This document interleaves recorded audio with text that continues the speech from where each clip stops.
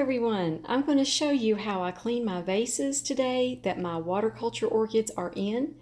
I get asked the question very often, how dirty is too dirty for your vase? And I decided I'm going to go ahead and clean this vase today. It is time, and I wanted to show you what a healthy root system looks like. I'm going to be checking this one to see if there's any rotten roots. I don't think there's any rotten roots on this one, but I'm going to check it and make sure since I'm going to be taking it out of the vase to clean it. I'm also going to share with you my water culture recipe for fall for my Phalaenopsis orchids. So let me put this into a different container and we're going to check out the root system. Okay, I put the roots on this plate just to kind of look them over.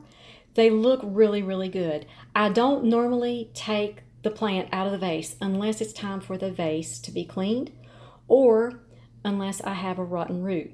The way that I know if I have a rotten root is I just simply go through and inspect. If they're nice, firm roots, it doesn't matter if they're brown. Some of them do turn brown, as you see. The new root tips are going to be green, but the older roots are going to be brown. They're perfectly good roots. So I just check around to make sure everything looks good. And everything here just really does look nice on this root system. So this is good to go. So I'm going to go ahead and I'm going to clean out the old vase. And as you see, this vase is pretty dirty. It's got a lot of algae growing up the sides. I really do need to clean this one out. I've noticed that since I've used the seaweed extract, that's another issue. It makes the glasses a little bit dirty quicker, but that's okay because I love the results I'm getting with the seaweed extract. So all I'm taking is just a dampened paper towel. And what I'm going to do is I'm just going to go along the sides of it and clean the sides. Whatever is on the bottom, most of it I'm just going to keep it in there.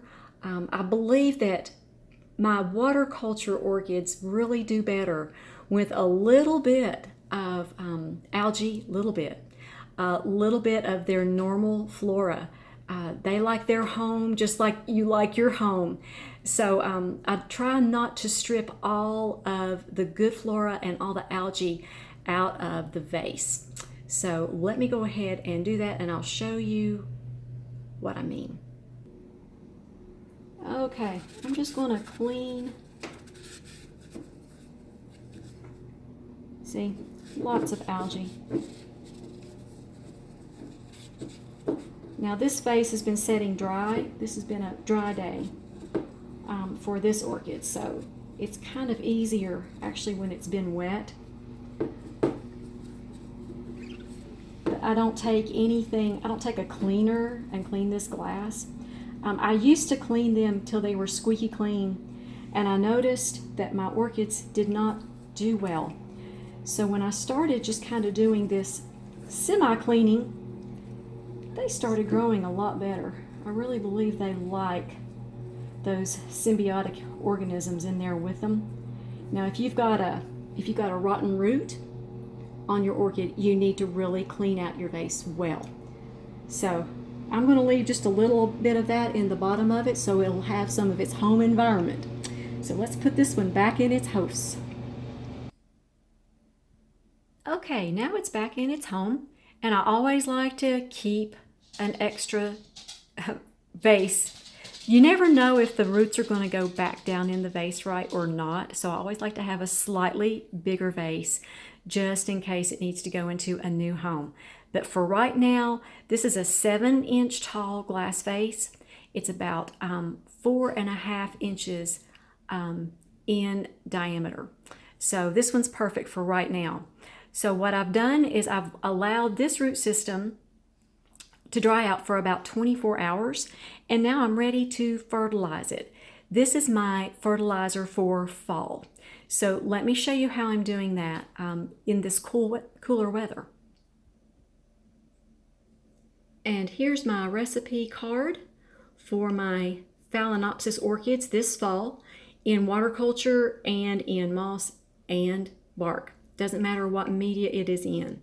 I'm using 1/8 teaspoon of Better Grow Orchid Plus, that pinch of Epsom salt, 8 drops of CalMag, and 10 drops of seaweed extract per gallon.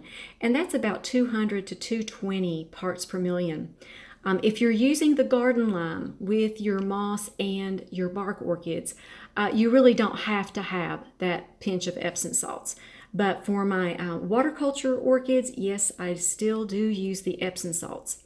So this is what I have already mixed up, and that's what I'm going to pour into this vase. Okay, and it's all set. Several of you have asked me what my schedule is now for the fall.